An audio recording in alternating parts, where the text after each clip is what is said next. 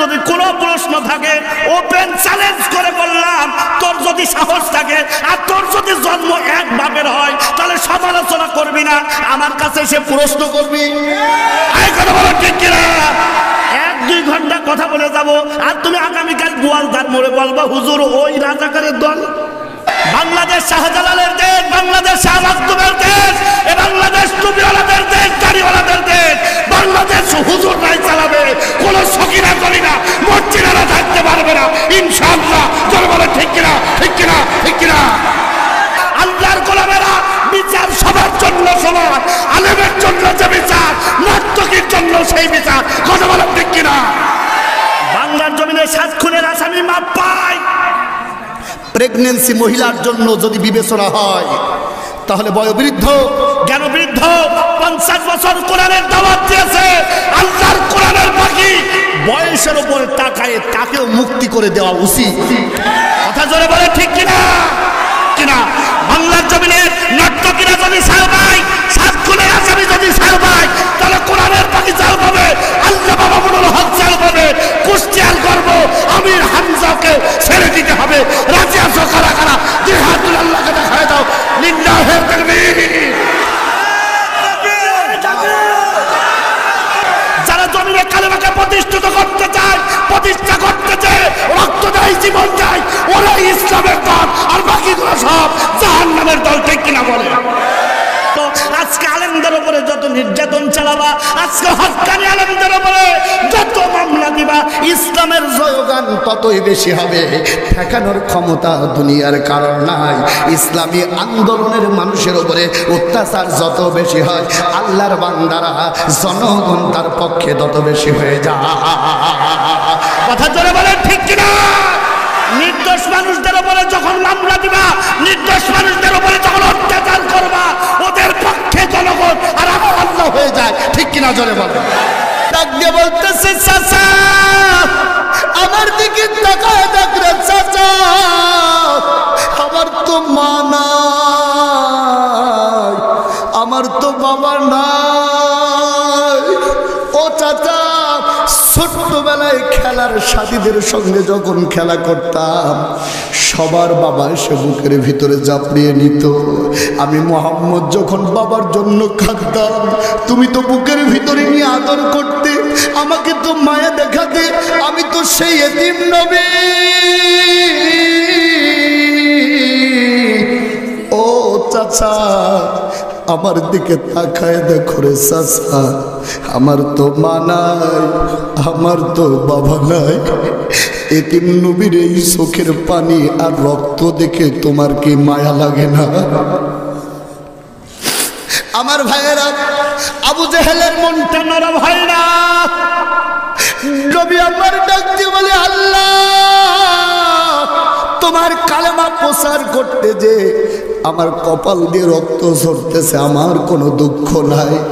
আমার কাছে ও রব্বুল আলামিন তোমার কাছে চাওয়া হলো, এই মানুষদেরকে তুমি হেদায়েত দিয়ে দাও।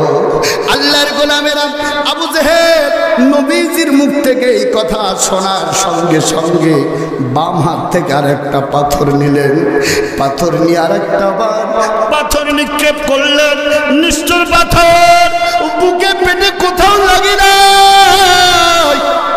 ওই দ্বিতীয় পাথরটা নবীজির বাম কপালে লেগে গেল। আল্লাহর গোলামেরা, বাম কপালে যখন পাথর লেগে গেল, ওই কপাল দিয়েও সোয়ায় সোয়ায় রক্ত পড়তেছে। রক্তগুলো পড়তেছে জমিন পর্যন্ত। প্রতিটা মাখলুকাত আল্লাহর কাছে কাঁদে আর বলে, আল্লাহ নবীজির চোখের পানি আর কলিজা ভরা রক্ত সইতে পারে না। আল্লাহর গোলামেরা, ছোট্ট সোয়ে সোয়ে বুক ভিজে ভিজে যখন রক্তগুলো জমিনে পড়তেছে, আমার আল্লাহ রাব্বুল আলামিন বলতেছে, আমার নাম হলো রহমান। নবী গো, চিন্তা করো না, টেনশন করো না। আল্লাহর বান্দারা, নবী আমার পাহাড়ের পদদেশে পড়ে গেলেন। আল্লাহর গোলামেরা সবাই যার যার মতো চলে গেল। এই দুনিয়ায় অসহায় নবী মুহাম্মদ নবী আমার ডাক দিয়ে বলে, চাচা গো, আমার তো মা নাই, আমার বাবা নাই, আমার তো সান্ত্বনা দেওয়ার কেউ নাই। আমার আল্লাহ ডাক দিয়ে বলে, রে মুহাম্মদ, চিন্তা করো না, টেনশন করো না, যার কেউ নাই তার দেখার জন্য আমি আল্লাহ আছি। জবান খুলে বলা যাবে সুবহানাল্লাহ। আমার ভাইয়ের, আমার বন্ধুরা, ইসলাম ফুলে মিশানো পথ না, ইসলাম হলো কাটা যুক্ত পথ। ইসলামে দুর্বিসন্ধিক্ষণে যারা উপহাস করে, যারা ঠাট্টা দেয়, ওদের জন্ম যাই হোক না কেন, ওদের কিয়ামত হবে আবুল আহাবের সঙ্গে। আজকের এই মাহফিল দেখে অনেকে অট্টহাসি দেবে, অনেকেই সমালোচনা করবে।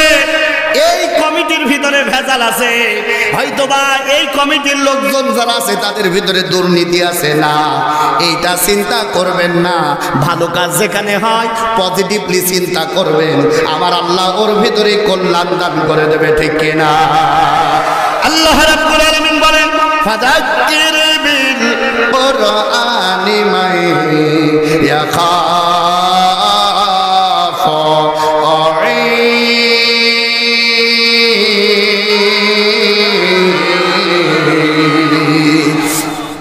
কোরআনের আয়োজন যারা করে, কোরআনের কথা যারা শোনায়, কোরআনের কথা যারা শোনে, ও আল্লাহর বান্দারা, ওরা যদি আল্লাহর ভয়ে শোনে না, আমি আল্লাহ বলছি ওদেরকে জান্নাতের 8টা দরজা আমি আল্লাহ খুলে দেব।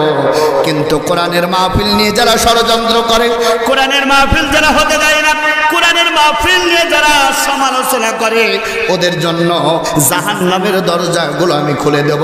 আজকের মাহফিল নিয়ে, আজকের মাহফিলের আয়োজন নিয়ে কেউ কোনো সমালোচনা না, একটাই কথা থাকবে, আল্লাহ যা করে তা ভালোর জন্যই করে। আমার ভাইয়েরা, এই মন নিয়ে যারা কোরআন শুনবে, তিরমিজি শরীফের হাদিস, আল্লাহর নবী বলেন, এই জায়গা থেকে মদিনা হলো 650 কিলোমিটার দূর। এই মদিনাতে আল্লাহর নবী আমার 2 হাত তুলে বান্দাদের জন্য দোয়া করতে থাকে। আল্লাহর যে গোলামেরা কোরআনের আয়োজন করেন, কোরআনের আলোচনা শোনে, কোরআনের আলোচনা শোনার জন্য কষ্ট করে আল্লাহর বান্দারা, ওই বান্দাদের জন্য আমার আল্লাহ নাম ধরে ধরে আল্লাহর নবীজি আল্লাহর কাছে ফরিয়াদ জানাই, সুবহানাল্লাহ। এখানে যত মানুষ এসেছে সবার জন্য আমার নবী আল্লাহর কাছে নাম ধরে ধরে দোয়া করতেছে, আল্লাহ এই প্রতিকূল অবস্থায় বৃষ্টি পড়তেছে, আল্লাহ তোমার বান্দারা ঘরের ভিতরে ঘুমায় থাকতে পারতো, আল্লাহর গোলামেরা এই বৃষ্টিকে উপেক্ষা করে তোমার বান্দারা আজকে এই জান্নাতের বাগানে বসে গেছে। আমার নবী দোয়া করতেছে, আমার আল্লাহর কাছে, রব্বুল আলামিন এই বান্দাদের জীবনের গুনাহগুলো তুমি মাফ করে দাও। আমার কথা না, তিরমিজি শরীফের হাদিস। আল্লাহর যে গোলামগুলো একনিষ্ঠভাবে আল্লাহর ভালোবাসা অর্জন করার জন্য যারা আজকের মাহফিলে আসলো, আমার আল্লাহর নবীজির ভাষ্য অনুযায়ী তার জীবনের গুনাহগুলো কোরআনের ওসিলা করে আমার আল্লাহ মাফ করে দিবেন, সুবহানাল্লাহ। আমার ভাইয়েরা, এটা হলো কর্মের পরিফল, কর্মের প্রতিদান। আমার ভাইয়েরা, কিন্তু আল্লাহর নাম হলো রহমান, আল্লাহর নাম হলো রহিম, আল্লাহর নাম হলো করিম। আল্লাহর বান্দারা এই রহমান নামের ওসিলা করে যে এলাকার লোকেরা কোরআনের আয়োজন করে, কোরআনের ইন্তজাম করে, কোরআনের আন্দোলনের জন্য যারা মন আর মানসিকতা তৈরি করে নেয়, আমার আল্লাহর নবী বলেন ওদের জন্য ওই এলাকার যত কবরস্থান আছে, ওই কবরস্থানে যত বড় পাপিষ্ট লোক থাক না কেন, 40 দিন আমি আল্লাহ ওই কবরের আযাবগুলো মাফ করে দে। কোরআনের মাহফিল যে এলাকায় হয়, কবরে আযাব বন্ধ থাকে কতদিন? আরো জোরে বলে। আমার ভাইয়েরা, 40 দিন কবরে আযাব বন্ধ থাকে। 40 দিনের ভিতরে যদি ওই এলাকার কোনো মানুষ মারা যায়, আল্লাহর নবী বলেন ওর কালেমা, ও যদি এই কালেমার এই কোরআনের পক্ষে, আল্লাহর বাণীর পক্ষে শ্রম সময় আর মন দিতে পারে, ওরা যদি তৈরি করতে পারে সামিনা ওয়া আতানা, এই 2টা কথা যদি বলতে পারে, আমরা কোরআনের কথা শুনবো, মানুষকে শোনাবো, হুজুর কোরআন থেকে যে কথাগুলো বলবে ওটা রাজনৈতিক হোক আর অর্থনৈতিক হোক, ওটাই যদি আল্লাহর কোরআনের কথা হয় তাহলে আমরা হৃদয় দিয়ে মেনে নেব। আল্লাহর গোলামেরা, আমার আল্লাহ রাব্বুল আলামিন ওই 40 দিনের ভিতরে ওই এলাকার যদি কোনো মানুষ মারা যায়, ওর শেষ কালেমা আমার আল্লাহ কালেমা নসিব করে দেন। পড়ান আশহাদু আল্লাহ ইলাহা ইল্লাল্লাহু ওয়াহদাহু লা শারীকা লাহু ওয়া আশহাদু আন্না মুহাম্মাদান আবদুহু ওয়া রাসূলুহু। জবান খুলে বলেন আল্লাহু আকবার। 40 দিনের ভিতরে আল্লাহর কোন বান্দা যদি মারা যায়, ফেরেশতারা এসে কালেমা পড়ায় দেয়। এখন আমি জানতে চাই, ও বোয়ালদাবাসী, এই মাহফিল দিয়ে আপনারা খুশি না বেজার? আরো জোরে বলেন। কখন কে মারা যাবে কেউ কি জানে? জোরে বলেন জানে। আল্লাহর নবী বলেন, যত বড় পাপিষ্ঠ হোক, ওখানে যদি কোরআনের মাহফিল হয়, কবরে আযাব বন্ধ করে দেন কে? আরো জোরে বলেন কে? 40 দিন যাবত কোনো আযাব হয় না। আমাদের মা বাপ তো এলাকায় শুয়ে আছে না? বলেন আছে কিনা? ও হরিপুরবাসী, 40 দিন যাবত কবরে আযাব হবে না, এ কথা সহিহ হাদিস বলেছেন আল্লাহর নবী। অতএব মাহফিলের আয়োজন যারা করে তারা সুযোগ্য বাপের সুযোগ্য সন্তান। আর ওই এলাকায় যখন কোরআন বাদ দিয়ে নর্তকীদের নাচ হয়, বিভিন্ন অনুষ্ঠান হয়, আল্লাহর বান্দারা শোনে নাও, ওই এলাকার মানুষগুলো যদি বাধা না দেয়, 40 দিনের ভিতরে যদি কোনো মানুষ মারা যায়, আল্লাহর বান্দারা ও যদি ওটাকে ঘৃণাও না করে, তাহলে ওর জানাজা যে হুজুরি দিক না কেন, মরার সময় কালেমা নসিব হওয়ার সম্ভাবনা খুবই কম। আল্লাহর গোলামেরা, এই জন্য আমি উদাত্ত আহ্বান জানাই যে যতটুকু পারি কোরআনের আলোচনা করব, কোরআনের কথা শুনবো। আল্লাহর গোলামেরা, কোরআনের কথা শুনলে আমার আল্লাহ নাজাত দিতে পারে কিনা? আমার ভাইয়ের, আমার বন্ধুরা, কোরআন যেখানে রহমত, আরো জোরে বলেন। আল্লাহর গোলামেরা, কোরআন নাই যেখানে আল্লাহর গজব আছে। আল্লাহর গোলামেরা, কোরআন আছে যেখানে শান্তি আছে সেখানে, কোরআন নাই যেখানে শান্তি নাই সেখানে। বাংলাদেশে কোরআন আছে, আল্লাহর বান্দারা কিন্তু কোরআনের আইন নাই। এই জন্য 10 টাকার পেঁয়াজ 300 টাকা হয়। কথা বলেন ঠিক কিনা? বাংলাদেশে কোরআন আছে কিন্তু কোরআনের আইন নাই, যার কারণে 20 টাকার চাল, আমাদের তো 10 টাকার চাল খাওয়ার কথা ছিল, এখন 100 টাকায় খায়। তার মানে হলো বাংলাদেশে আইন আছে, আইনের শাসন নাই। আল্লাহর গোলামেরা, সমাধান যদি নিতে হয় আল্লাহর কোরআনের কাছে আসতে হবে। সমাধান দিতে পারে একটা মাত্র কিতাব, তার নাম হলো কোরআন। সমাধান চাও যদি জীবনে মরণে, ফিরে চাও খুঁজে নাও, চোখ রাখো কোরআনে। সমাধান চাও যদি জীবনে মরণে, ফিরে চাও খুঁজে নাও, চোখ রাখো কোরআনে। তবেই পাবে সুখ শান্তির ঠিকানা, তবেই পাবে সুখ শান্তির ঠিকানা, যদি মেনে নাও তুমি মনে প্রাণে। সমাধান চাও যদি জীবনে মরণে, খুঁজে নাও, বেছে নাও, চোখ রাখো কোরআনে। জোরে বলেন আল্লাহু তাকবীর। আমার ভাইয়ের, আমার বন্ধুরা, সমাধান দিতে পারে, সব কিছুর সমাধান দিতে পারে একটা মাত্র কিতাব। একটু জবান খুলে সবাই বলেন তার নাম কি? আল্লাহ রাব্বুল আলামিন বলেন, এ কোরআন আমি নাজিল করেছি, এ কোরআন আমি তোমাদের ভিতরে দান করেছি, তোমাদের শান্তি দেওয়ার জন্য, সুশৃঙ্খল আদায় করার জন্য। আমি আল্লাহ রাব্বুল আলামিন তোমাদেরকে কোরআন দিয়েছি। একটু জবান করে বলা যাবে সুবহানাল্লাহ। আমার ভাইয়ের, আমার বন্ধুরা, কোরআন শুনতে হলে মিনিমাম 5টা জিনিস দরকার।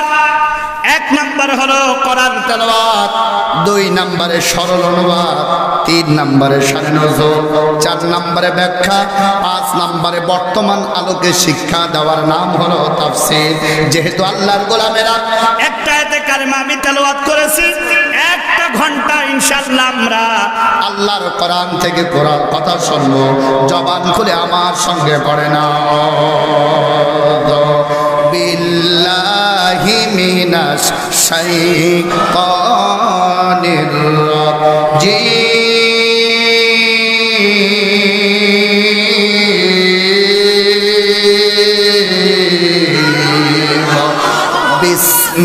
বিসমিল্লাহির রাহমানির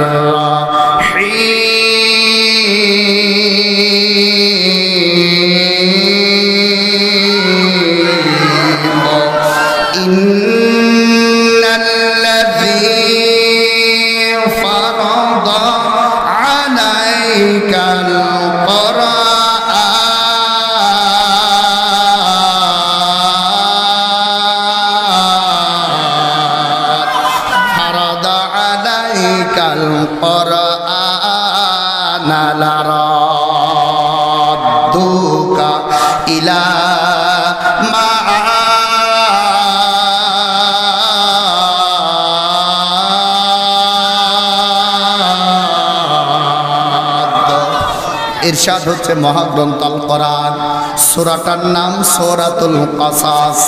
আল্লাহ রাব্বুল আলামিনের বান্দারা, আল্লাহ রাব্বুল আলামিন বলেন ইন্নাল্লাযী ফারাদা আলাইকাল কোরআন, আল্লাহ তাআলা বলেন এই কোরআনকে তোমার উপরে নাজিল করেছি, যিনি অবশ্যই তোমার কাঙ্ক্ষিত জায়গায় পৌঁছায় দেবেন। একটু জবান খুলে পড়া যাবে কিনা? আল্লাহু আকবার। আল্লাহ রাব্বুল আলামিন বলেন, লক্ষ্য করেন আমার ভাইয়েরা, কোরআন বুঝতে হলে অন্তর দিতে হবে আমার ভাইয়েরা। অন্তরের আত্মা দিয়ে যখন কোরআন শুনবেন আল্লাহর গোলামেরা, আল্লাহ রাব্বুল আলামিন হেদায়েত দান করবে। শুনতে হবে কোরআন, মানতে হবে কোরআন, ভালোভাবে শুনতে হবে আমার ভাইরা। যে আয়াত আমি তেলাওয়াত করেছি, আয়াতের সরল অনুবাদ হলো ইন্নাল্লাযীনা ফারাদা আলাইকাল কোরআন, নিশ্চয় আমি কোরআন নাজিল করেছি। তাহলে বলেন তো দেখি, কোরআন নাজিল করেছেন কে? আরো জোরে, আরো জোরে। ভাই আর একটা কথা বলা যাবে না, ডিস্টার্ব করা যাবে না। এই সামনে আসেন, সামনে আসেন। এখন আপাতত নেতা খেতা সব বাদ, এখন কথা হবে কোরআনের। আমাদের অভিভাবকরা যে কথা বলে গেছে এর উপরে আর কোনো কথা নাই। কথা ঠিক কিনা বলেন? অন্য জায়গায়, অনেক জায়গায় গেছি, মাইক হাতে পেলে মনে হয় গিয়ার উঠে যায়, কিন্তু আমাদের অতিথি যারা আছেন আলহামদুলিল্লাহ যে কথাগুলো বলে গেছেন এর উপরেই কথা হবে ইনশাআল্লাহ। আর আমি এত পাগল হুজুর না, থাকি আপনার পাশে, আমি দাড়ি দিয়ে এমন বাড়ি মারবো না যাতে আমার ইমামতিতে আগুন ধরে যায়। এত পাগল হুজুর আমি না, কিন্তু কথা হলো এই ইমামতও বাঁচাতে হবে, মুনাফিকও চিনা লাগবে। কথা বলে ঠিক কিনা জোরে বলেন। আল্লাহ রাব্বুল আলামিন বলেন, লক্ষ্য করেন আমার ভাইয়েরা, আল্লাহ রাব্বুল আলামিন বলেন ইন্নাল্লাযী ফারাদা আলাইকাল কোরআন,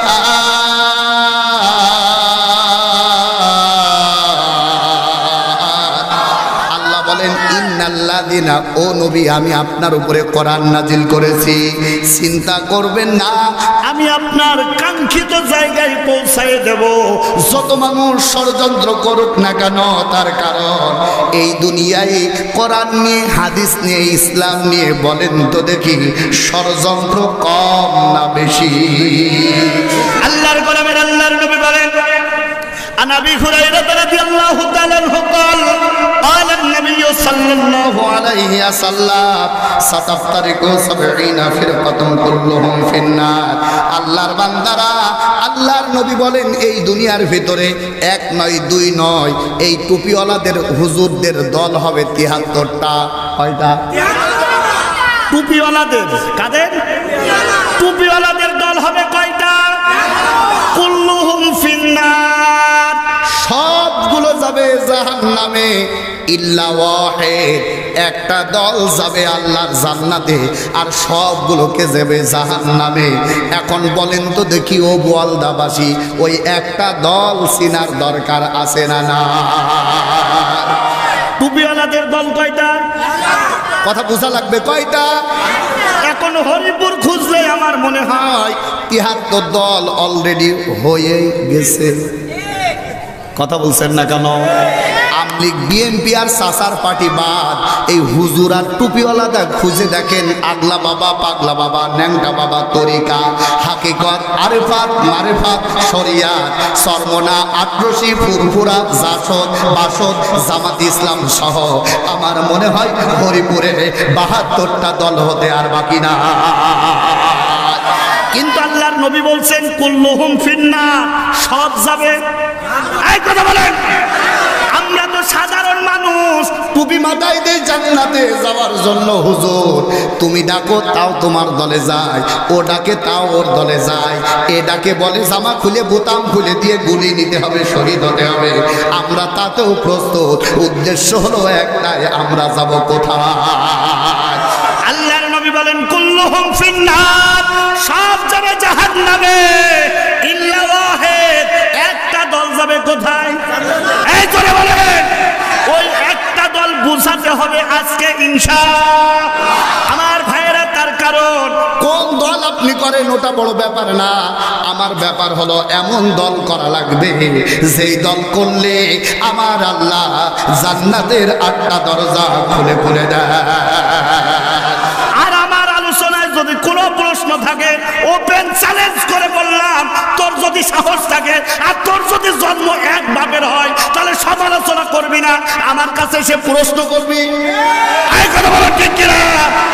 1-2 ঘন্টা কথা বলে যাব আর তুমি আগামীকাল গোয়ালদার মোড়ে বলবা হুজুর ওই রাজাকারের দল। এই কথা বলছেন না কেন? আমাদের কথা যদি কোরআনের হয় তাহলে এই রাজাকার, আল্লাহর কসম করে বলি আমরা চাই আমাদেরকে আমার আল্লাহ যেন আল্লাহর জান্নাত দেয়। কথা বলেন ঠিক কিনা? আমরা বলি আমাদের দেশে মুসলমান যারা আছে এ এক ভাই আর হিংসা আরেক ভাই। কথা বলছেন না কেন? আমাদের প্রভু এক নবীর উম্মাহ, জীবন বিধান ওই শিবানী কোরআন, তবে কেন এক না হে মুসলমান, এক হও এক হও করে আহ্বান, আমাদের প্রভু এক নবীর উম্মাহ, জীবন বিধান ওই শিবানী কোরআন। ঠিক কিনা চলো বলে? তাহলে আমাদের কাদরিয়া, আমাদের আট্রসি, আমাদের ফুরফুর, আমাদের জামাত, আমাদের জামাত ইসলাম, আমাদের তাবলীগ, উদ্দেশ্য সব এই কথা বলেন। তাহলে উঁচু টুপি দেখলে গুইতনো গরুর মতো ফুসফুস করো কেন? কথা বলছেন না কেন? ভাড়াওয়ালারা জুব্বাওয়ালা দেখতে পারে না, জুব্বাওয়ালারা ভাড়াওয়ালার দেখতে পারে না, তাবলীগরা জামাতের দেখতে পারে না, জামাতরা তাবলীগের দেখতে পারে না। আমরা মারামারি করে আমাদের কোরআন আলাদা করি, আর দাদা বাবুরা আমাদের মাথার উপরে উঠে কাঁঠাল ভেঙে খায়। কথা বলে ঠিক কিনা যারা বলেন? কোরআনের হক কথা বলার জন্য আল্লাহর কোরআনের বাকি যখন জেলখানায়, আল্লাহ বাবাগুলোর হক যখন জেলখানায়, তুমি টুপিওয়ালা দাড়িওয়ালার বাচ্চা বকল বাজাও, তুই মুনাফিকের বাচ্চা, আমরা হলো মুসলমানের বাচ্চা। চল বলেন ঠিক কিনা? ঠিক কিনা? ঠিক কিনা? একটা মুসলমান আর একটা মুসলমানের আয়না স্বরূপ। কথা বলছেন না কেন ভাই? হরিপুর নাম কি? নাম কি? হরিপুর নাম কি? এক নাস্তিত ওম হরি হো ও হরি। কয়জন আছে বলেন কয়জন আছে? এই হরিপুরে তো হিন্দু খুঁজে পাওয়া যায় না। কথা বলছেন না কেন? কিন্তু নাম হরি হো আছে না নাই? একটা টুপিওয়ালারও চিন্তা হয় না আমরা হরি রাখবো না, আমরা রাখবো ইসলামপুর। কথা বলছেন না কেন? আমাদের টুপি মাথায় দিই খালি এই টুপিওয়ালাদের গুঁতো দেওয়ার জন্য। এই হিংসা বিদ্বেষ যতদিন বাদ না দেবেন ততদিন পর্যন্ত টুপি বাড়বে কিন্তু ইসলামের সম্প্রসারণ হবে না। কথা জোরে বলেন না কেন, ঠিক কিনা জোরে বলেন। আমার ভাইয়ের, আমার বন্ধুরা আছেন, সূরাতুল কসাসে একটা আয়াতে কারিমার এক অংশ আমি তেলাওয়াত করেছি। আমার ভাইরা, আমার আল্লাহ বলছে যত বাধা আসুক না কেন, যত বিপত্তি আসুক না কেন, যত জুলুম আসুক না কেন, মুহাম্মদ আমি তোমারে কথা দিলাম তুমি তোমার গন্তব্য স্থলে যাবে। আল্লাহর কসম করে বলি সকিনা জরিনা মর্জিনা ঠেকাতে পারবে না। কথা বলেন ঠিক কিনা জোরে বলেন। বাংলাদেশ শাহজালালের দেশ, বাংলাদেশ শাহ মাকদুমের দেশ, এ বাংলাদেশ টুপিওয়ালাদের দেশ, দাড়িওয়ালাদের দেশ। বাংলাদেশ হুজুররাই চালাবে, কোন সকিনা জরিনা মর্জিনারা থাকতে পারবে না ইনশাআল্লাহ। জোরে বলেন ঠিক কিনা, ঠিক কিনা, ঠিক কিনা। হুজুরদের বেতন যত কমই করো, একদিন হুজুররা এ শাসন চালাবে ইনশাআল্লাহ। আরো জোরে বলেন ইনশা। আমার আল্লাহ বলছে, এটা আমার কথা না। আমার কথায় যদি ভুল থাকে ভাই, আমি এই জায়গায় মেম্বারে দাঁড়াবো এমন সম্ভাবনা নাই। এই এলাকার চেয়ারম্যান আমি হব এমন চিন্তা আমার মাথায় নাই। অতএব আমি কেন একজনের দলের কথা বলে আমি কেন কোন কারণে টার্গেটে পড়বো বলেন। কিন্তু আমি যে আলেম, আমার নামে যে মাওলানা মোহাম্মদ লিখেছেন, এর কথা যদি হক আদায় করে বলতে হয় তাহলে আমলিগ বিএনপির চিন্তা করার কোনো সুযোগ নাই। কথা বলছেন না কেন, জোরে বলে ঠিক কিনা। এই চেয়ার এমনিতে আসে নাই, এ চেয়ার আসতে যে নবীজির দাঁত ভেঙেছে। কথা বলেন ভাই। এশিয়ার আসতে যে নবীজি কারাগারে গেছে, 3.5 বছর শিয়াবে আবি তালিবের ওই জেলখানায় জীবন কাটাইছে। এই চেয়ারে বসার জন্য অসংখ্য সাহাবীর জীবন গেছে। এই চেয়ারটা দাঁড়ান করানোর জন্য আজ আইয়ামে মুজাহিদিনগণ, কোরআনের অসংখ্য মানুষ আজ জেলখানায়। কথা বলছেন না কেন ভাইয়েরা। ইসলাম এমনিতে আসে না, অতএব এই চেয়ার পাবা। দাড়িতে বাড়ি মেরে টাকা নিয়ে যাবা আর মুরগির গোশ খাইয়ে যাবা, হক কথা বলবা না, ও কথা আমার আল্লাহ পছন্দ করবে না। তুই জালেম আর ওরা হলো জালেমের বাচ্চা। কথা বলেন ঠিক কিনা, জোরে বলেন। আমার ভাইয়ের, আমার বন্ধুরা আছেন, সূরাতুল কসাস 86 নম্বর আয়াতে কারিমায় আমার আল্লাহ বলছেন, নবী হে চিন্তা করো না, টেনশন করো না, দুঃখ করো না, বেদনা নিও না। যত জুলুম আর নির্যাতন হোক না কেন চিন্তা করার দরকার নাই। আমি আল্লাহ তোমার গন্তব্য ওই স্থানে পৌঁছায় দেব। কাক চেনেন আপনারা? কাক, কাক, কাক চেনেন? ঈগল পাখি ছোট না বড় বলেন? কাক ঈগল পাখির থেকে ছোট না বড়? আল্লাহর বান্দারা কাকের বৈশিষ্ট্য হলো ঈগল পাখির উপরে বসে ঈগল পাখিকে ঠুকরাতে থাকে আল্লাহর বান্দারা। আর ঈগল পাখির কাজ হলো তার গন্তব্যে পৌঁছানো। আল্লাহর বান্দারা কাক ঠুকরাতে থাকে, ঠুকরাতে থাকে। বলেন তো দেখি, কাক যদি ঈগল পাখি যদি তার হাত দিয়ে এক বাড়ি দেয়, কাক কি থাকতে পারে ভাই? কিন্তু আমার ভাইয়েরা, ঈগল পাখির বৈশিষ্ট্য হলো ওর গন্তব্যস্থলে ও পৌঁছাবে। কাককে বাড়ি মারার মতন দুঃসাহস দেখাতে পারে কিন্তু চিন্তা আনতে পারে না। তার কারণ ও জানে মুনাফিকের বাচ্চারা শুধু হামলাতে জানে আর বদনাম ছড়াতে পারে। মুনাফিকের বাচ্চাদের দিয়ে কোনোদিন আল্লাহর কোরআন কায়েম হওয়ার সম্ভাবনা না। আজকে মুনাফিকের বাচ্চারা ইমানদারদেরকে দেখে আল্লাহর গোলামেরা ঠাট্টা দেয়, উপহাস করে, কাটি মারে। তোমরা যত কাটি আমাদেরকে মারো, তোমাদের নিয়ে চিন্তা করার আমাদের সুযোগ নাই। আমার আল্লাহ বলছে, তোদেরকে আমি আল্লাহর ওই মর্যাদাপূর্ণ জায়গায় পৌঁছায় দেব। ঠেকানোর ক্ষমতা তামাম দুনিয়ার কোনো জালেমের বাচ্চার না।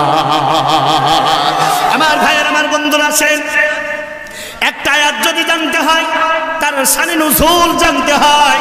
আমি চেষ্টা করব কোরআনের আলোকে আপনাদেরকে বোঝানোর জন্য। আমার আলোচনার ভিতরে যে কথাগুলো থাকবে গভীর মনোযোগ দিয়ে বোঝানো লাগবে। তার কারণ আমি আপনাদের কাছে কমিটমেন্ট করেছি, আমি আপনাদের কাছে ওয়াদা করেছি। জান্নাতে যাবে কয়টা দল? বলেন ভাই, জোরে বলেন। একটা মাত্র মাত্র দল যাবে জানি না। আজকের মাহফিল আমি আপনাদেরকে কতটুকু বোঝাবো, ওই একটা দল কোনটা, কোন দল কোন কায়দায় করলে আল্লাহর জান্নাতে যাওয়া যাবে, সূরাতুল কসাসের ৮৬ নাম্বার ৮৫ নাম্বার আয়াত দিয়ে আমি আপনাদেরকে বোঝাতে চাই। আল্লাহর গোলামেরা, আয়াতে কারিমা নাজিল হয় মক্কায়। মক্কায় যতগুলো সূরা নাজিল হয়, এই কোরআনুল কারিমে কয়টা সূরা আছে? বলেন বলেন। ১১৪টার ভিতরে মক্কা নগরীতে ৮৬টা নাজিল হয়। আল্লাহর বান্দারা এই ৮৬টা নাজিল হওয়া কোরআনের আয়াতের ভিতরে, সূরার ভিতরে সর্বশেষ সূরা যেটা নাজিল হয় ওইটার নাম হলো সূরাতুল কসাস। আমার ভাইয়ের, আমার বন্ধুরা, আসেন বিস্তারিত কথা আমরা অগ্রসর হয়ে বলবো। আমার ভাইয়েরা, সেই সূত্রে সূরাতুল কসাস নাজিল হয় মক্কায়। কখন কোন অবস্থায় কি সূত্রে নাজিল হয় এটা জানার জন্য শানে নজুল আনতে হবে। আমার ভাইয়েরা, আমার বন্ধুরা, তাফসিরে কাবীর, তাফসিরে মারিফুল কোরআন এবং তাফসিরে মুনির, এই তিনটা তাফসির দিয়ে আমি আমার ক্ষুদ্র জ্ঞান থেকে আল্লাহর কোরআনের এই নোটটা আপনাদেরকে শোনাতে চাই। তার আগে বলতে চাই, বলেন তো দেখি আমাদের নেতা, আমাদের নবী, আমাদের বিশ্ব নবী ভালো না খারাপ? সবাই একটু জবান খুলে বলেন। আওয়ামী লীগের কাছেও যেই নবী, বিএনপির কাছেও সেই নবী, সরমনার কাছেও যেই নবী, জামাত ইসলামের কাছেও সেই নবী। অতএব নবীর ব্যাপারে কোনো দ্বিমত নাই। এবার একটু স্লোগান দিয়ে জবান খুলে বলেন, নবী ভালো না খারাপ? এই দুনিয়ার ভিতরে নবীর চাইতে বড় হুজুর আছে? যারা বললেন না ওরা মনে হয় ওই তরিকায় বড় হুজুর পাইছেন। একটু জোরে বলেন, নবীর চাইতে বড় হুজুর? আরো জোরে। নবী ইসলাম যেভাবে দেখাইছেন আপনাকে আমাকে ওইভাবেই মানা লাগবে। আল্লাহর বান্দারা ওই চাইতে বেশিও করা যাবে না, কমও করা যাবে না। এই চিন্তা নিয়ে যারা অগ্রসর হবেন, ওরা আমল যদি কম হয়, আমার আল্লাহর নবী বলেন আখলিস দীনাকা ইয়াকফিকাল আমালুল কলিল, ওরা আমল যদি কম হয়, আমার আল্লাহ জান্নাতের ৮টা দরজা তার জন্য খুলে খুলে দিবে। আমার ভাইয়ের, আমার বন্ধুরা, নবী এই দুনিয়ায় কত বছর বেঁচে ছিলেন? সবাই দ্বিমত নাই তো? তাহলে কোরআন নাজিল হয় ৪০ বছর বয়সে। কয় বছর? মক্কায় কোরআন নাজিল হওয়ার পর আল্লাহর নবীজি কত বছর ছিলেন? বলেন আরো জোরে। ৪০ বছর আর ১৩ বছর কত হয়? বলে ৪০ আর ১৩। নাজিল হওয়ার পর আরো ১৩ বছর ছিলেন। আমার ভাইয়েরা, যেহেতু সুন্দর একটা পথ আপনাদেরকে দেখাতে চাই, এই জন্য ক্লিয়ার করে বলি আমার ভাইয়েরা, ৬৩ বছর জিন্দিগি আল্লাহর নবীজির, ৪০ বছর বয়সে পেলেন কোরআন। মক্কায় জিন্দিগি কাটালেন ১৩, তাহলে কত হলো? ৫৩। কত? তাহলে ৬৩ হতে আর কত বছর বাকি? ১০ বছর ছিলেন মদিনায়। আমার ভাইয়েরা, এই ৫৩ বছর বয়স আল্লাহর নবীজি মক্কায় ছিলেন। আল্লাহর গোলামেরা, নবীর চাইতে এত ভালো মানুষ, নবীর চাইতে এত সুন্দর মানুষ, নবীর মতো এত পরিপাটি মানুষ আসমানের নিচে আর জমিনের উপরে একটাও নাই। আল্লাহু আকবার জোরে বলেন। ওই নবী আমার বলেন, ইন্নামা বুইস্তু মুআল্লিমান, तमाम পৃথিবীর মানুষের জন্য আমি হলাম মডেল, আমি হলাম শিক্ষক। তাহলে জান্নাতে যেতে হলে একটাই নেতা থাকা লাগবে, তার নাম হলো বিশ্বনবী। কথা বলেন ঠিক কি না?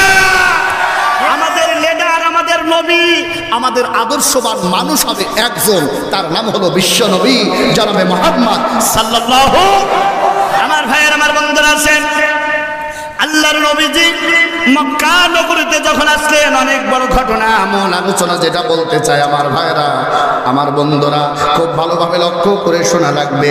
আল্লাহর নবী আমার মক্কা নগরীতে যখন আসলেন, রহমতের ভান্ডার নিয়ে আসলেন। আমার আল্লাহ বলেন, আমা আরসালনাকা ইল্লা রাহমাতাল লিল আলামিন।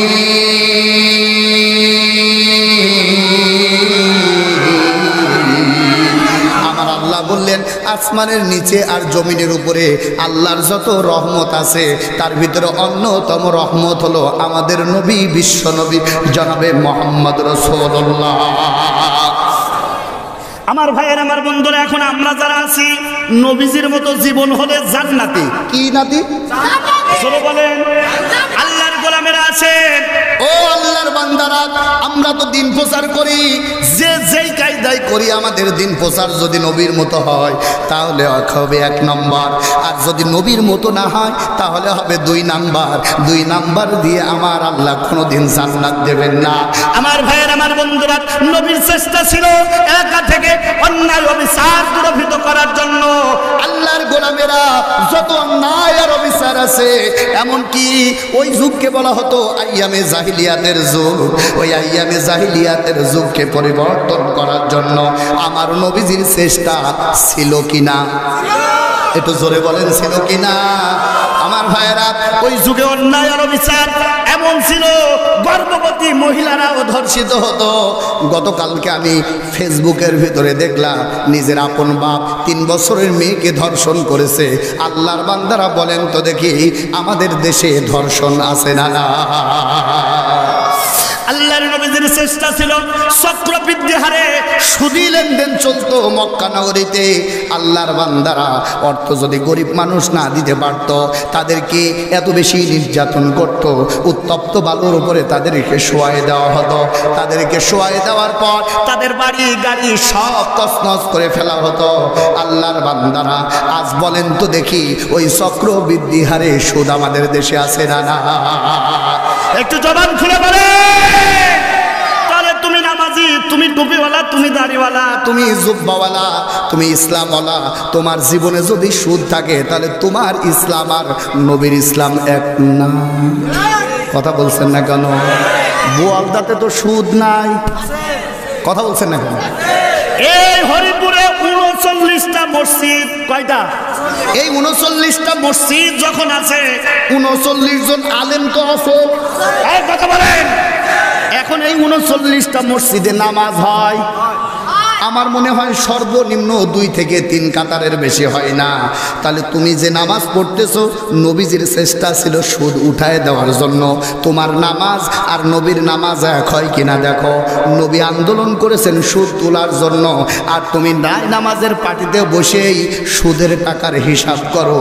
তোমার ইসলাম আর নবীর ইসলাম এক নয়। কথা ঠিক কিনা বলে? ছোট্ট একটা কথা বলি আমার ভাইয়েরা, আমার আলোচনার মূল বিষয় এটা না, আল্লাহর গোলামেরা বুঝানোর জন্য বলতেছি। আল্লাহর নবী বলেন, একটা কাজে সুদের খায়, নিজের আপন মায়ের সঙ্গে 36 বার জিনা করার গুনাহ লেখা হয়। আল্লাহর বান্দারা, আমি এক্সাম্পল দিয়ে বলি আমার ভাই মেহেদি ভাই, যদি আপনারা শোনেন, ওই হুজুর রাতের গভীরে ফোন করে, ও প্রিয়া, ও প্রিয়া, তুমি কনে নামাজ পড়বেন? কথা বলেন। আপনারা যদি শোনেন, হুজুর গভীর রজনীতে মেয়ের কাছে ফোন দিয়ে বলে, প্রিয়া তুমি কনে, তোমার ছাড়া বাঁচবো না, তুমি আমার প্রিয়া, তুমি আমার জান। মুসল্লিরা জানার পরে ও হুজুরের পিছে নামাজ পড়বেন? এখনো জোরে বললেন না, জোরে বলেন। তাহলে হুজুর যদি প্রেম করার কারণে আপনি নামাজ না পড়েন, আল্লাহর নবী বলেন একটা কাজে সুদের খায়, 36 বার নিজের আপন মায়ের সঙ্গে জিনা করার গুনাহ তার লেখা হয়। আজকে আমি এর পর্যালোচনা করে দেখলাম, এই কুষ্টিয়ার যত মসজিদ আছে, অধিকাংশ মসজিদের সভাপতি হলো সুদখোর। ঠিক আছে, তার মানে আপনাদের এলাকা ভালো। অধিকাংশ মসজিদের দায়িত্বশীল যারা আছে, ওরা হলো ঘুষখোর। কথা বলছেন না কেন? এই জন্য হুজুরের বেতন কোনো দিন বাড়ে না, তার কারণ হুজুরের মায়া তো তারাই বসবে যারা হলো আল্লাহওয়ালা। মসজিদ হয় টাইলসের উপরে টাইলস। হুজুর যদি বলা হয়, আমার বিবি বাইল বাচ্চা নেই, আমার জীবন যাই যায় যাই যায় ভা 500 টাকা কি বাড়ানো যায় না, তখন সভাপতি আর কমিটি বলে, আমরা বড় অভাবী, আমাদের মতো অসহায় কেউ নেই, মসজিদ চলেই না। এই কথা বলেন ঠিক কিনা? আল্লাহর গোলামেরা একান্ত প্রিয় আপন জনে আমার, এই জন্য সুদমুক্ত সমাজ দরকার আছে না? আমার ভাইয়ের, আমার বন্ধুরা, আল্লাহর নবী আমার সুদমুক্ত জিনিস তৈরি কর, সমাজ তৈরি করার জন্য আন্দোলন করেছেন। আর আমরা তসবিহ গুনে সুবহানাল্লাহ 33 বার, আলহামদুলিল্লাহ 33 বার, আল্লাহু আকবার 34 বার, সুদের উপরে 10,000। এই কথা বলছেন কেন? এই জন্য আমাদের টুপি আছে, টুপির দাম বাড়ে কিন্তু ইমামের দাম বাড়ে না। আমার ভাইয়েরা, ও বন্ধুরা, আল্লাহর গোলামেরা, আল্লাহর নবী 40 বছর পর্যন্ত চেষ্টা করলেন সমাজ থেকে অন্যায় আর অবিচারগুলো দূরীভূত করার জন্য, কিন্তু আল্লাহর নবীর চেষ্টা প্রচেষ্টার মধ্য দিয়ে মক্কা নগরীতে অন্যায়গুলো দূর হচ্ছে না। আমার ভাইয়েরা, আমার বন্ধুরা, ওই সময় আল্লাহর নবীজির 1 নয় 2 নয়, আল্লাহর গোলামেরা ওই সময় 42টা দল ছিল। একটু জবান করে বলবেন কয়টা দল ছিল? আরো জোরে। ইহুদি, খ্রিস্টান, মুশরিক আর মুসলমান, 4টা দল হলো প্রধান। আল্লাহর বান্দারা আর নাতি পুতি খুঁটি খাটি যা আছে এই দল ছিল আরো 36টা। আল্লাহর বান্দারা 36টা দল ছিল বিভিন্ন কায়দায়। আল্লাহর গোলামেরা মূল দল ছিল 4টা, খ্রিস্টান, ইহুদি আর মুশরিক। এই 3টা দলের লিডার ছিল 6 জন। একটু জবান খুলে বলেন কয়জন? 3 জন মহিলা আর 3 জন, আরো জোরে, 3 জন মহিলা আর 3 জন পুরুষ। আল্লাহর বান্দারা, একজনের নাম হলো মহিলা, 3 জনের নাম হলো, একজনের নাম হলো নাকেরা, 2 জনের 2 নম্বরের নাম হলো হিন্দা। ও হুজুর দেখলে শুধু করে নিন্দা। আল্লাহর বান্দারা 3 নাম্বার হলো উম্মে জামেলা, যে জায়গায় টুপি দেখে, যে জায়গায় ইসলাম দেখে, ওই জামাই পাকায় খালি ঝামেলা। এমন ঝামেলা তো দুনিয়ায় না। আমার ভাইয়ের, আমার বন্ধুরা, এরা ষড়যন্ত্রের নীল নকশা তৈরি করলো। আল্লাহর গোলামেরা মুহাম্মদ রাসূলুল্লাহ 40 বছর বয়সে কোরআন পেলেন। 40 বছর বয়সে যখন কোরআন পেলেন, আমার ভাইয়েরা 3টা মাস তাবলীগে দৃষ্ট হয়ে কোরআন প্রচার করলেন। নবীজির প্রেমে পাগল হয়ে গেলেন। আল্লাহর নবীজির দিন প্রচার শুরু করে দিলেন। আল্লাহর নবীজি, আল্লাহর বান্দারা, হেরা পর্বতের গুহা থেকে আল্লাহর নবীজি সর্বপ্রথম আসলেন নিজের আপন স্ত্রীর কাছে। আল্লাহর গোলামেরা স্ত্রীর কাছে আসলে ডাক দিয়ে বলতেছেন, খাদিজা রে, আমি তো মুহাম্মদ ওহী প্রাপ্ত হয়েছি, তুমি কি বিশ্বাস করো নাকি? আল্লাহর বান্দারা, খাদিজা বলল, এক বাক্যে বলল, আর তুমি আমার স্বামী। আল্লাহর বান্দারা, আমি তোমাকে যেভাবে চিনি, আমি জবান করে বলতে পারি, হৃদয় উজাড় করে বলতে পারি, আসমানের নিচে জমিনের উপরে তোমার চাইতে ভালো মানুষ আর একটাও হতে পারে না। আল্লাহর গোলামেরা, খাদিজা ডাক দিয়ে বললেন, ও মুহাম্মদ, আর দেরি করো না, আমারে পড়ায় দাও আশহাদু, পড়ে আশহাদু আল্লাহ ইলাহা ইল্লাল্লাহ ওয়াহদাহু লা শারীকা লাহু ওয়া আশহাদু আন্না মুহাম্মাদান আবদুহু ওয়া রাসূলুহু। আমার ভাইয়েরা 1 নাম্বার দাওয়াত দিলেন স্ত্রীর কাছে, স্ত্রী কবুল হয়ে গেল। আমার ভাইয়েরা, এইভাবে অনেক বড় ঘটনা। 40 জন যখন মুসলমান হয়ে গেল, আল্লাহর নবীজি দিন প্রচার বাড়তে লাগলো। আল্লাহর নবীজি এই মুহূর্তে, আমার আল্লাহ বললেন, মুহাম্মদ রে, আর গোপনে নয় প্রকাশ্যে দিন প্রচার করা শুরু করে দাও। আল্লাহর গোলামেরা একান্ত আপন জনের আমার সাফা মারওয়ার পাহাড়ের পদদেশে দাঁড়ালেন। আল্লাহর নবীজি ডাক দিলেন, ইয়া সাবাহা, ইয়া মুহাম্মদ রাসূলুল্লাহ। মক্কা নগরীর লোকদেরকে ডাকলেন, ও মক্কা নগরীর লোকেরা, ও মক্কা নগরীর লোকেরা, শোনো, লাত মানত উজ্জা হবল সরস্বতী দুর্গা পূজা তোমরা যারা করো, তোমাদেরকে যদি আমি বলি, এই পাহাড়ের উল্টা দেশে একদল অস্ত্র শস্ত্র সজ্জিত অবস্থায় সৈন্য দাঁড়ায় আছে। আল্লাহর বান্দারা, তোমরা কি তো বিশ্বাস করবে নাকি? ওই মক্কা নগরীর যত মানুষ ছিল সবাই এক বাক্যে বলতে লাগলো, মুহাম্মদ যদি বলে পাহাড়ের উল্টা দেশে সৈন্য দাঁড়ায় আছে, আমাদেরকে হত্যা করবে, আমরা আর কোনো প্রকার সন্দেহ করি না, আমরা বিশ্বাস করে নেব অবশ্যই আছে। তার কারণ মুহাম্মদ কোনোদিন মিথ্যা বলতে পারে না, মুহাম্মদ কোনোদিন মানুষকে ঠকাতে পারে না, মুহাম্মদ কোনোদিন মানুষের সঙ্গে 2 নাম্বারি করতে পারে না। আল্লাহর গোলামেরা, আল্লাহর নবী বলছেন, এই ইরাদা যদি হয়, এই বিশ্বাস যদি আমার প্রতি হয়, তাহলে আমি তোমাদেরকে বলতে পারছি, তোমাদেরকে বলতে চাচ্ছি, ওই যে হাতে গড়া পুতুল, এই পুতুল তোমাদের উপকার করতে পারে না। নাস্তিত্ব ওং সমতম, ওং শান্তি, ওং শান্তি। শান্তি নেওয়ার জন্য যেই পুতুলের কাছে মাথা নত করো, ওই পুতুল আর মূর্তি তোমাদের উপকার করতে পারে না। জানতে চাই, বলেন তো দেখি, উপকার যিনি করতে পারেন তার নাম কি? আরো জোরে বলেন। আমার ভাইয়েরা, মাটির তৈরি করা পুতুলের কাছে শান্তি চাও, এ শান্তি কেউ দিতে পারে না। শান্তি দেওয়ার মালিক আমার আল্লাহ। বাদি ও বজ্র মুঠির ভিতরে সব ক্ষমতা লুকায়িত আছে, বলেন আল্লাহু আকবার। আমার ভাইয়েরা কেমন শান্তি দেয় মূর্তি। আমি আমার বাস্তব জীবনের কথা বলি। আল্লাহর গোলামেরা, আমি মাহফিল করে নামলাম আজ থেকে প্রায় 4 বছর আগে। মাহফিল করে নামলাম আপনাদের এই কুষ্টিয়ার স্টেশনে। আল্লাহর বান্দারা বড় বাজারে হঠাৎ আজান দিল, মনে করলাম নামাজ পড়ে নে। এই বড় বাজারের এই কর্নারে একটা হিন্দুদের উপাসনালয় আছে, ওইটার নাম কি বলেন?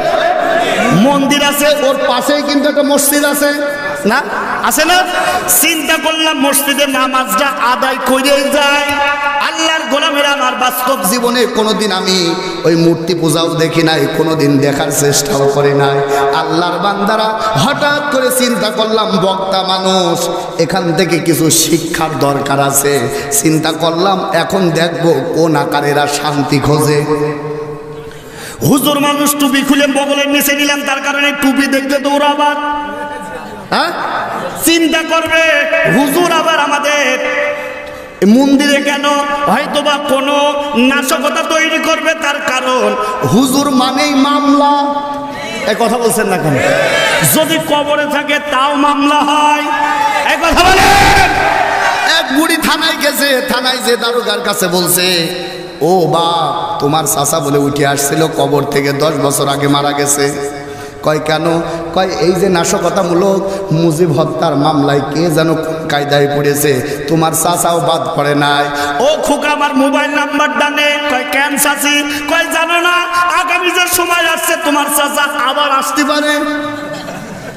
তোমার চাচার সঙ্গে 50 বছর সংসার করেছি, মরার আগে পায়খানা প্রস্রাব করে ভাষায় দিয়েছে।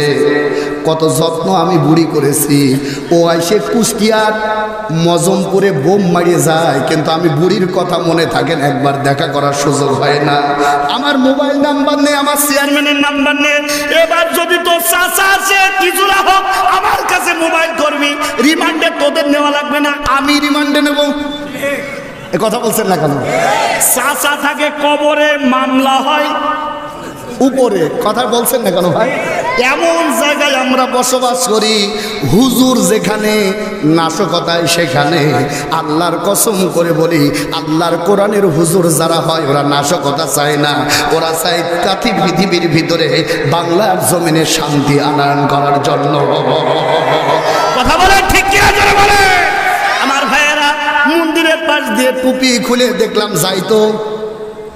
এক কর্নারে দাঁড়ালাম, আর ওই পুরোহিত কি পড়ে তা শুনবো। আল্লাহর গোলামেরা, একটু দাঁড়ায় দেখলাম পুরোহিত পড়তেছে নাস্তিত্ব ওং সমতম ওং শান্তি ওং শান্তি। এই নাও কলা, মানে এই যে বড় মুখ করে আছে না, কলা ঢোকায় দিল। চিন্তা করলাম নরম জিনিস খাইলো খাইতে। ও আল্লাহ, কিছুক্ষণ পরে আবার বসতে নাস্তিত্ব ওং সমতম একং ব্রাহ্মণ শ্রেষ্ঠ নিম্নং টিংটং উদার পেন্দ্র মহাশিরিন্দ্রা মহাশিরিন্দ্রা নাস্তিত্ব ওং সমতম ওং শান্তি ওং শান্তি। এই নাও ডাব, এই নাও কলা। কলা দিল, বুঝলাম যাক নরম জিনিস ঠাকুর খাইলেও খাইতে পারে। দিল ডাব, দিল নারকেল।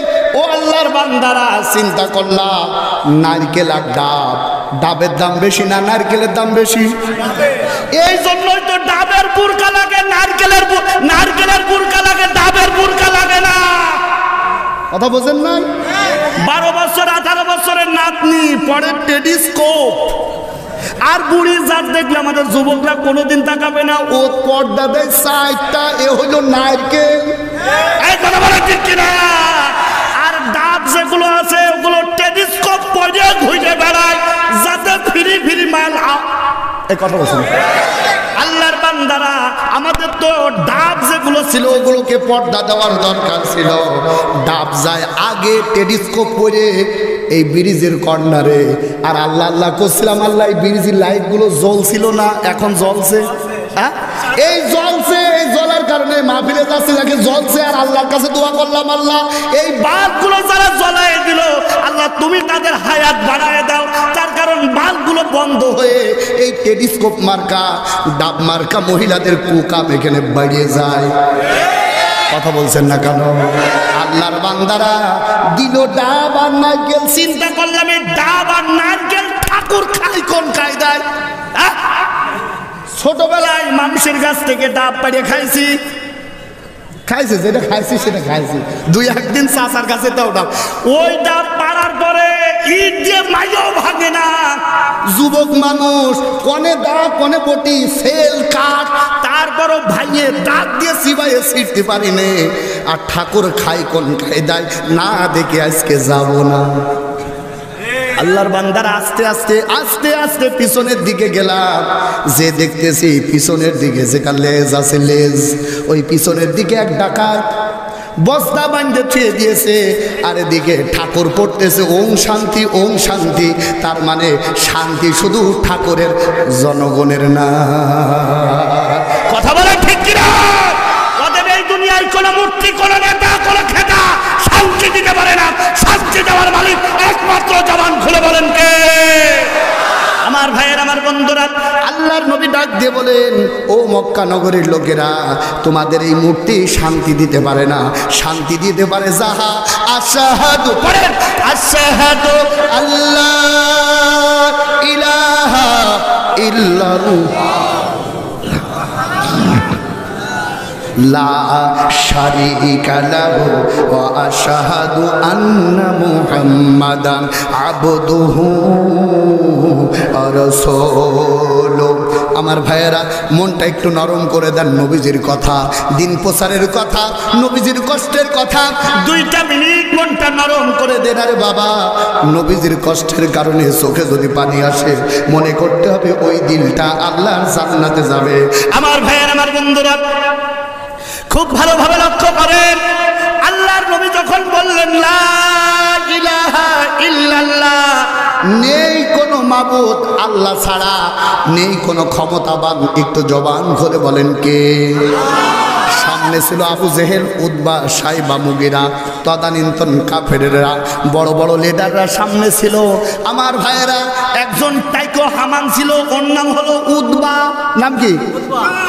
এই দুনিয়ায় যারা কিছু কিছু টাক আছে, ওরা ইসলামের বিপক্ষে কথা বলতে বলতে সাদে মাল থাকে না, হুজুর দেখলে গুতনো গরুর মতো ফুসফুস করে। কথা বলছেন না কেন? তার ভিতরে অন্যতম হচ্ছে আমাদের চাচা মুরাদ। ঠিক কিনা?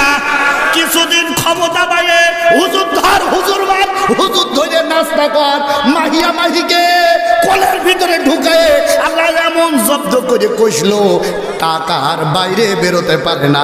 এ খেলা কা। আমার ভাইয়ের, আমার বন্ধুরা, আবার এখন দেখতেছি, ওই সময় দেখলাম মাহি ছাড়া পায়ে গেছে। এই তো কালকের রিপোর্ট, 9 মাসের প্রেগন্যান্সি মহিলা মাহি দুর্নীতি মামলায় পড়েছে। আর আমাদের নেতারা শনিবারে কোর্ট বসায় তা মাফ করে দিয়েছে। কথা বলছেন না কেন? শনিবারে কোর্ট বসে, বসে না মানে মাহিয়া মাহির জন্য বসে। কত বুদ্ধিজীবীরা বলেছে প্রেগন্যান্সি ওরে মাফ করে দাও, ভুল করলেও শুধরায় দাও। আল্লাহর গোলামেরা, বিচার সবার জন্য সমান। আলেমের জন্য যে বিচার, নর্তকীর জন্য সেই বিচার। কথা বলেন ঠিক কিনা? বাংলার জমিনে 7 খুনের আসামি মাফ পায়। প্রেগন্যান্সি মহিলার জন্য যদি বিবেচনা হয়, তাহলে বয়োবৃদ্ধ, জ্ঞানবৃদ্ধ 50 বছর কোরআনের দাওয়াত দিয়েছে, আল্লাহর কোরআনের পাখি, বয়সের উপরে তাকায় তাকেও মুক্তি করে দেওয়া উচিত। কথা জোরে বলে ঠিক কিনা? আল্লাহর বান্দারা মাহিয়া মাহি ছাড়া পায় প্রেগন্যান্সি হওয়ার কারণে, কিন্তু কোরআনের কথা 50 বছর বলার কারণে সে আলেম ছাড়া পায় না, বুড়ো হয়ে যাচ্ছে, নড়তে পারছে না। এটা অবিচার এবং অন্যায়। আর অবিচার যারা করবে, ওদের হিসাব বাংলার জমিনে কড়ায় গন্ডায় দেওয়াই লাগবে, কোনো ছাড় হবে না। জোরে বলে ঠিক কিনা? বাংলার জমিনে নর্তকীরা যদি ছাড় পায়, 7 খুনের আসামি যদি ছাড় পায়, তাহলে কোরআনের পাখি ছাড় পাবে, আল্লাহ বাবা মুনুল হক ছাড় পাবে। কুষ্টিয়ার গর্ব আমির হামজাকে ছেড়ে দিতে হবে। রাজি আছো কারা কারা? দুই হাত তুলে আল্লাহকে দেখায় দাও। লিল্লাহি তাকবীর।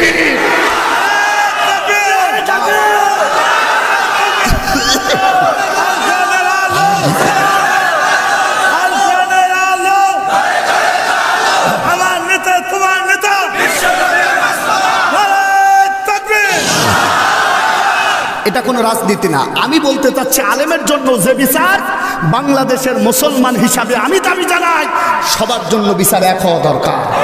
কথা বলছেন না কেন? জোরে বলেন, ঠিক কিনা? দুঃখের ব্যাপার হলো আলেমরা যেখানে ষড়যন্ত্র, সেখানে আলেমদের সঙ্গে ষড়যন্ত্র করে এই দুনিয়ায় তাই তো হামান বাঁচতে পারে নাই, ফিরাউন বাঁচতে পারে নাই, নমরুদ বাঁচতে পারে নাই, আবু জেহেল উতবা বাঁচতে পারে নাই। আজকের সমাজে তোমরা যারা আলেমদের নিয়ে ষড়যন্ত্র করো, তোমরাও বাঁচতে পারবে না। এই খেলা খেলবে আমার আল্লাহ। ওরা বলে খেলা হবে, আর আমার আল্লাহ বলে ওর ফিনিশিং টানবো আমি, খেলা খেলবো আমি। খেলা এই কথা বলেন, খেলা সবচাইতে বড় খেলোয়াড় কে?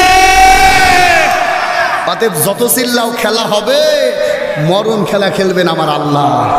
কথা বলেন, ঠিক কিনা? আমার ভাইয়ের, আমার বন্ধুরা, সামনের কাতারে আবু জেহেল, উতবা, সাইবা, মুগিরা তদানীন্তন কালের কাফের বেঈমানেরা আল্লাহর নবী যখন বললেন লা ইলাহা ইল্লাল্লাহ, কেউ বুঝুক আর না বুঝুক, আবু জেহেল বুঝেছে। সুবহানাল্লাহ বলবেন। কে বুঝছে? আবু জেহেল বুঝেছে লা ইলাহা ইল্লাল্লাহ মানে অবৈধ সিয়ার চলবে না। কথা বলছেন না কেন? লা ইলাহা ইল্লাল্লাহ অবৈধ সিয়ার চলবে না, এটা মুহাম্মদের ভাষণ। আবু জেহেল 27 বছর অবৈধ সিয়ারে ছিল। আল্লাহর বান্দারা আবু জেহেল মাথাটা হ্যাট করে দিয়েছে, চিন্তা করছে আমার ভাতিজা বলে কি। এতদিন তো হুজুর ভালো ছিল, এতদিন তো খুব ভালো ছিল, এখন বলছে লা ইলাহা ইল্লাল্লাহ অবৈধ কিছু চলবে না। আজ বাংলাদেশে যারা নবীজির মতো ইসলাম প্রচার করতে চায়, ওরাও বলে অবৈধ চলবে না, আর তখনই মামলায় পড়ে। আর কিছু আলেম আছে, যা হয় তাই হইগে যাক, লা ইলাহা ইল্লাল্লাহ কারোর কিছু বলবো না, এগুলো আলেম নয়, এগুলো হলো বড় জালেম। কথা বলে, ঠিক কিনা? জোরে বলে।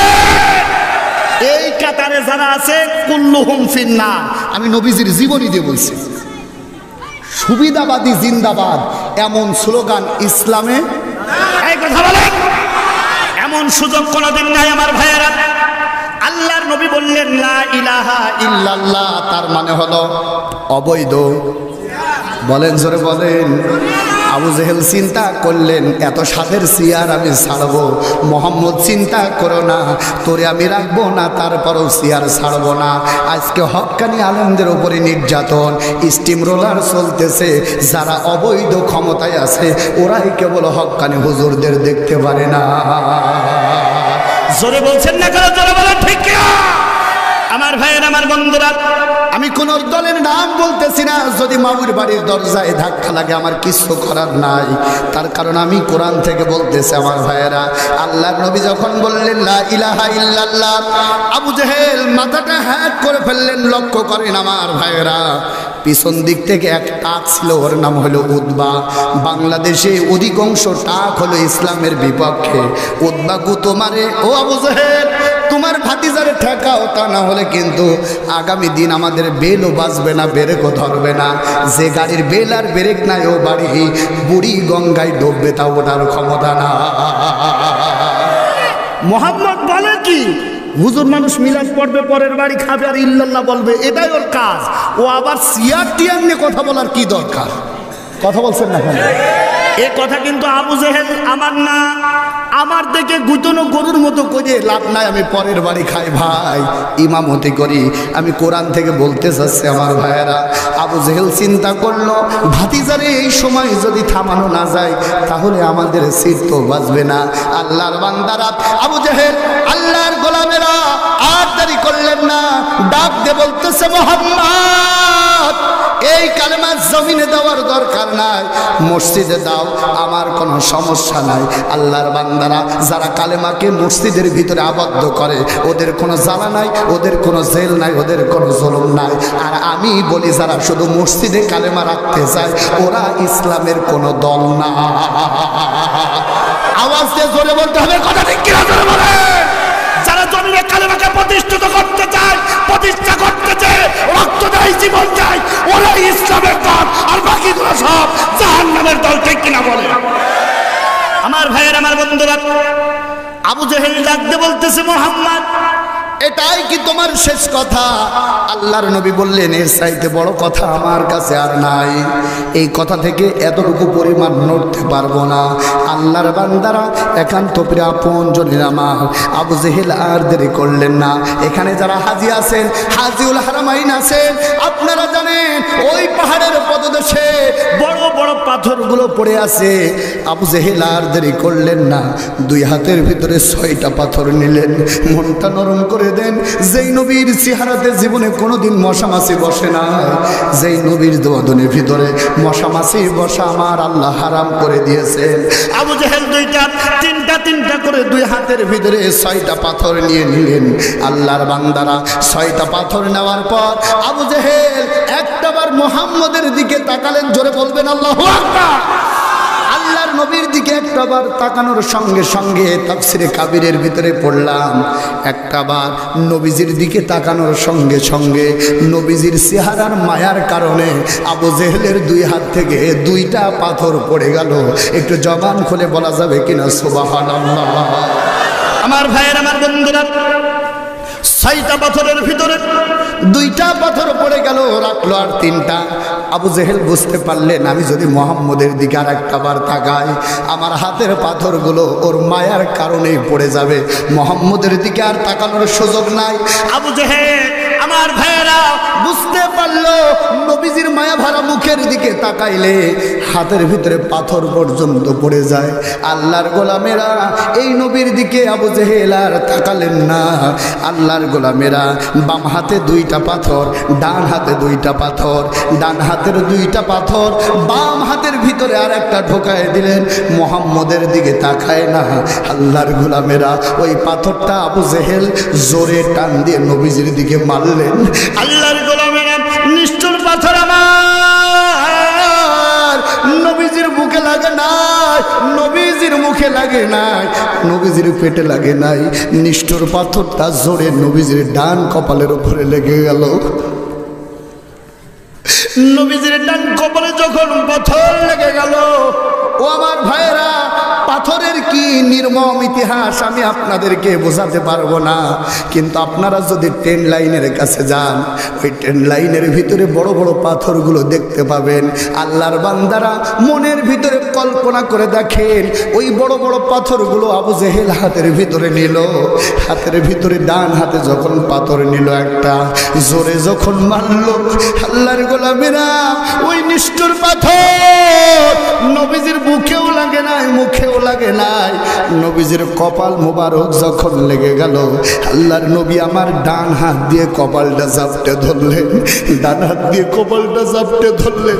নবীজির চোখ দিয়ে top top top top top top করে পানি পড়ে। আমার ভাইয়েরা, ফিনকি দিয়ে রক্ত বের হচ্ছে, নবীজির চেহারা দিয়ে কপাল দিয়ে টপ টপ টপ টপ করে পানি পড়তেছে, ও রক্তগুলো পড়তেছে। নবী ফিনকি দিয়া রক্তটা চাপ দিয়ে ধরলেন হাত, ডান হাত দিয়ে। আমার ভাইয়েরা, আমার বন্ধুরা, নবীজির এই কপালে সোয়ায়ে সোয়ায়ে রক্তগুলো কৌনুর ভিতরে চলে আসলো। এই কনুই দিয়ে টপ টপ টপ টপ করে জমিনে পড়তেছে।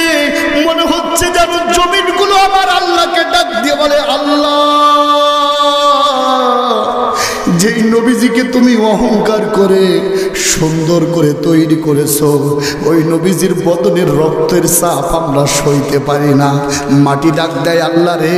আল্লাহর গোলামেরা, প্রতিটা মাখলুকাত যেন আল্লাহর কাছে কাঁদতেছে, আল্লাহর কাছে বলতেছে, আল্লাহ, তোমার নামটা রহমান,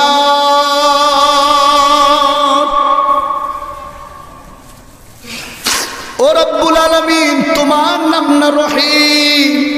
তুমি তাকায় দেখো, এতিম নবীর কপাল দিয়ে টপ টপ টপ টপ করে রক্ত ঝরে। আল্লাহ গো, তোমার কি মায়া লাগে না? তোমার কি দয়া লাগে না? নবী আমার চোখ দিয়ে পানি পড়তেছে, ডাক দিয়ে বলতেছে, চাচা, আমার দিকে তাকায় দেখ রে চাচা, আমার তো মা নাই, আমার তো বাবা নাই। ও চাচা, ছোট্টবেলায় ছোটবেলায় খেলার সাথীদের সঙ্গে যখন খেলা করতাম, সবার বাবা এসে বুকের ভিতরে চাপড়িয়ে নিত। আমি মোহাম্মদ যখন বাবার জন্য কাঁদতাম, তুমি তো বুকের ভিতরে নিয়ে আদর করতে, আমাকে তো মায়া দেখাতে। আমি তো সেই এতিম নবী। ও চাচা, আমার দিকে তাকায় দেখো রে চাচা, আমার তো মা নাই, আমার তো বাবা নাই। এতিম নবীর এই চোখের পানি আর রক্ত দেখে তোমার কি মায়া লাগে না? আমার ভাইয়েরা, আবু জেহেলের মনটা নরম হয় না। নবী আমার ডাক দিয়ে বলে, আল্লাহ তোমার কালেমা প্রচার করতে যে আমার কপাল দিয়ে রক্ত ঝরতেছে, আমার কোনো দুঃখ নাই। আমার কাছে ও রব্বুল আলামিন তোমার কাছে চাওয়া হলো, এই মানুষদেরকে তুমি হেদায়েত দিয়ে দাও। আল্লাহর গোলামেরা, আবু জেহেল নবীজির মুখ থেকে এই কথা শোনার সঙ্গে সঙ্গে বাম হাত থেকে আরেকটা পাথর নিলেন। পাথর নিয়ে আরেকটা পাথর নিক্ষেপ করলেন। নিষ্ঠুর পাথর, বুকে পেটে কোথাও লাগে না। ওই দ্বিতীয় পাথরটা নবীজির বাম কপালে লেগে গেল। আল্লাহর গোলামেরা, বাম কপালে যখন পাথর লেগে গেল, ওই কপাল দিয়েও সোয়ায় সোয়ায় রক্ত পড়তেছে। রক্তগুলো পড়তেছে জমিন পর্যন্ত। প্রতিটা মাখলুকাত আল্লাহর কাছে কাঁদে আর বলে, আল্লাহ নবীজির চোখের পানি আর কলিজা ভরা রক্ত সইতে পারে না। আল্লাহর গোলামেরা, ছোট্ট সোয়ে সোয়ে বুক ভিজে ভিজে যখন রক্তগুলো জমিনে পড়তেছে, আমার আল্লাহ রাব্বুল আলামিন বলতেছে, আমার নাম হলো রহমান। নবী গো, চিন্তা করো না, টেনশন করো না। আল্লাহর বান্দারা, নবী আমার পাহাড়ের পদদেশে পড়ে গেলেন। আল্লাহর গোলামেরা সবাই যার যার মতো চলে গেল। এই দুনিয়ায় অসহায় নবী মুহাম্মদ, নবী আমার ডাক দিয়ে বলে, চাচা গো, আমার তো মা নাই, আমার বাবা নাই, আমার তো সান্ত্বনা দেওয়ার কেউ নাই। আমার আল্লাহ ডাক দিয়ে বলে, রে মুহাম্মদ, চিন্তা করো না, টেনশন করো না। যার কেউ নাই তার দেখার জন্য আমি আল্লাহ আছি। জবান খুলে বলা যাবে সুবহানাল্লাহ। আমার ভাইয়ের, আমার বন্ধুরা, আজকে বাংলার সমাজে যে আলেমেরা কোরআনের হক দাওয়াত দেয়, অবৈধ শাসকেরা সহ্য করতে পারে না। ওখানকার আবু জেহেল পাথর মেরেছে। আজকের আবু জেহেলরা একটার পর একটা মামলা দেয়। আল্লাহর গোলামেরা, 50 বছর কোরআনের দাওয়াত যে কোরআনের পাখি দেয়, ওই কোরআনের পাখির দিকে তাকাইলে চোখ তো ফিরানো যায় না। কলিজা ভরা ভালোবাসা উজাড় করে দিতে মনে চায়। আজকের এই আলেমরাই হলো কোরআনের পক্ষে, আর যারা তাদেরকে দেখে ঠাট্টা করে, ওরা হলো সব জালিমের বাচ্চা। জানি কত ব্যথা, কত ভাবে সয়স যে তুমি তোমারি ক্ষণে লাল। তাই ফের ভুয়ে ফেরেশতায় এসে সায় ধ্বংসের হুকুম। লৌহে মাখা মুহাম্মদ, প্রাণেতে হযরত, হে আল্লাহ দয়া করো এথায় বাসী। ওরা চিনিনি তো আমি যে মুহাম্মদ, লা ইলাহা ইল্লাল্লাহ, জোরে লা ইলাহা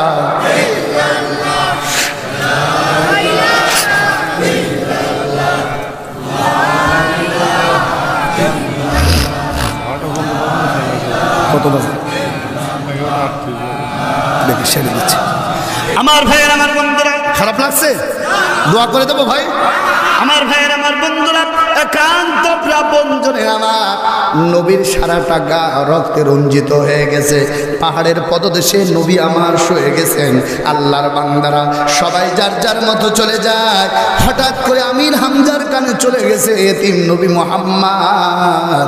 দিন প্রচার করার জন্য, কালেমা প্রচার করার জন্য আবু জেহেল তাকে হত্যা করার পরিকল্পনা নিয়ে পাথর মেরে মেরে আবু জেহেল পাহাড়ের পদদেশে শোয়াই দিয়েছে।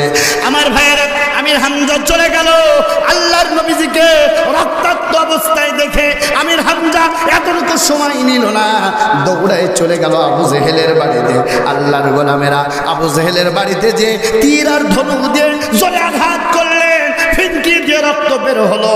ডাক দিয়ে বলতেছে, আবু জেহেল, এতিম নবী মুহাম্মদের উপরে তুমি যে আঘাত করেছো, আমি আঘাত করে তার প্রতিশোধ নিলাম। শুনে নাও, এতিম নবী মুহাম্মদের বাপ নাই, মা নাই। শুনে নাও, আমি আমির হামজা চাচা যতদিন বেঁচে আছি, এতিম নবীর গায়ে হাত দেওয়ার দুঃসাহস দেখাবো না। জবান খুলে বলা যাবে সুবহানাল্লাহ।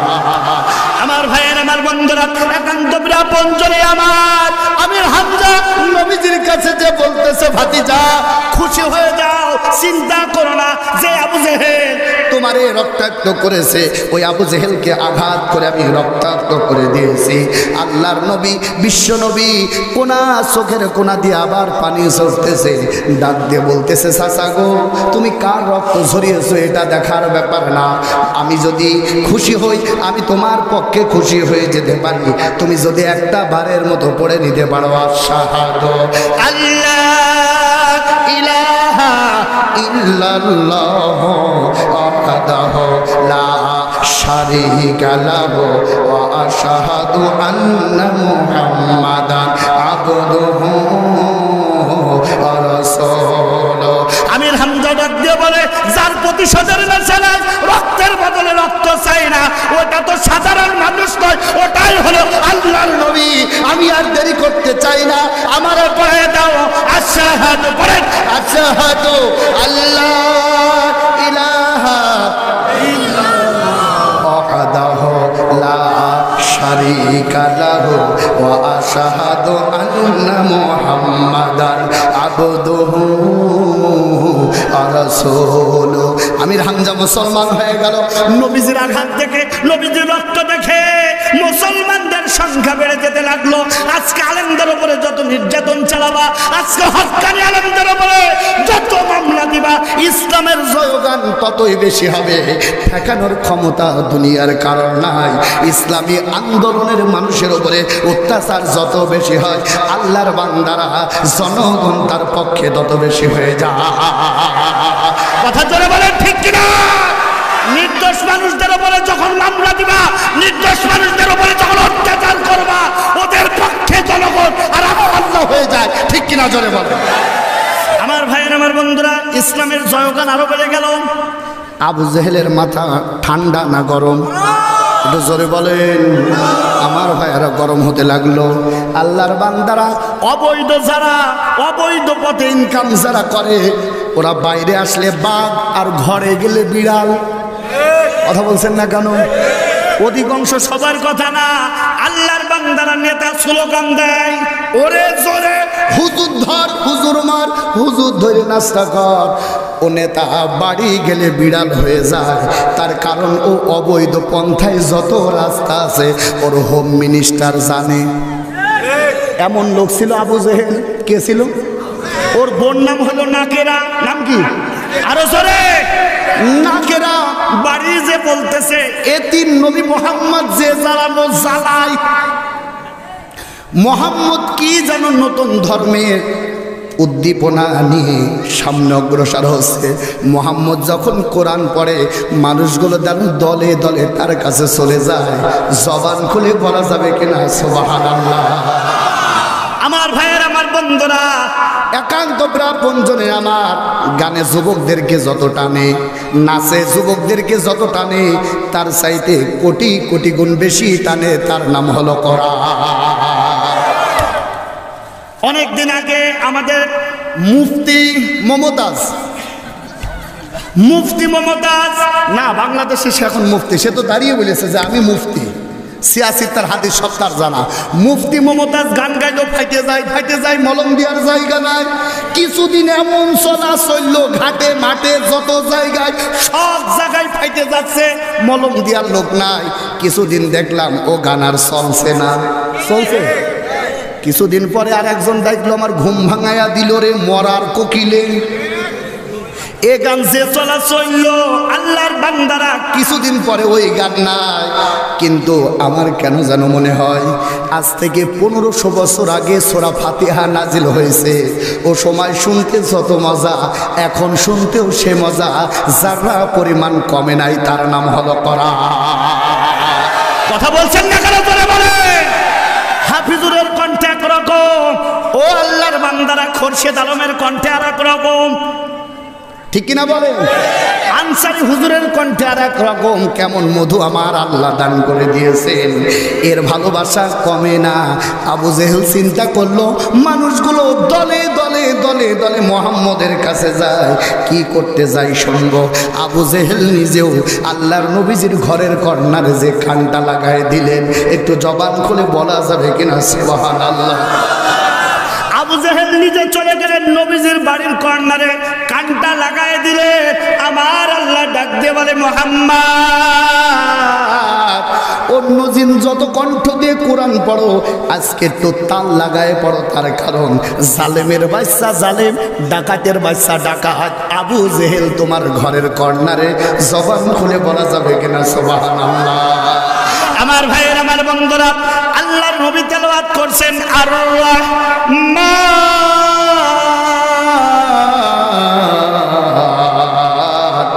আল্লাহর বান্দারা সূরাতুর রহমান টান দিয়ে পড়া শুরু করলেন। আবু জেহেল নবীজির ঘরের কর্নারে কানটা দিয়ে দিলেন। কখন যেন সারাটা রাত কুয়ায়ে ফজর হয়ে গেল। আবু জেহেল চিন্তাও করতে পারল না, একটু জবান খুলে বলা যাবে কিনা সুবহানাল্লাহ?